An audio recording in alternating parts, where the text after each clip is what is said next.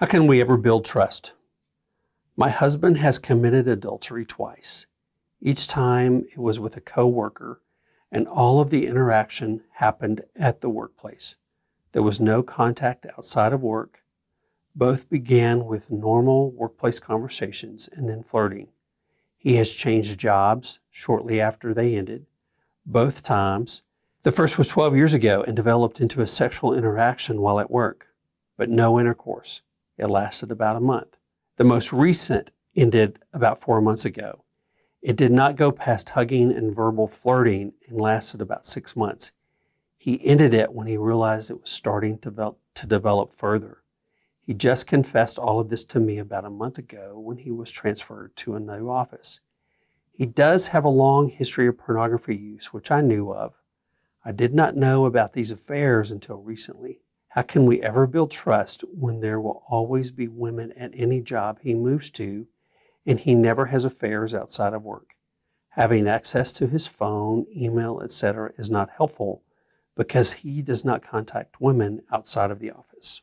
Well, I'm glad you guys are in the EMS Online queue. That'll be a really good place for you guys to go next. I think the other thing is probably he needs an individual therapist to help him figure out why he does what he does.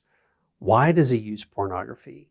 Why does he either pimp tenderness or look for validation or acceptance or approval from other women? If he does that, I'm making a big assumption. I have a short paragraph there, but there's probably a set of behaviors that you and he have seen over and over for years and years. And just to start with curiosity.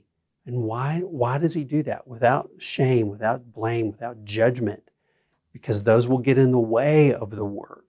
And most research points to when couples have experienced infidelity, there's individual work for both of you to do. There's some couples work and there's some group work.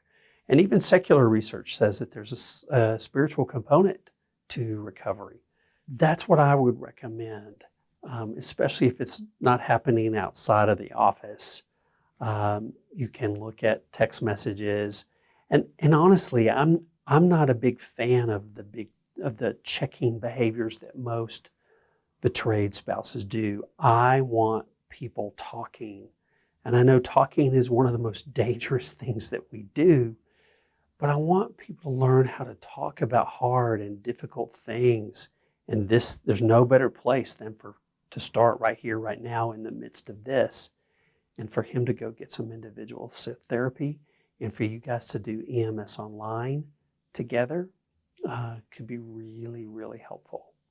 So hopefully that's helpful and gives you guys some direction and some things to think about and talk about.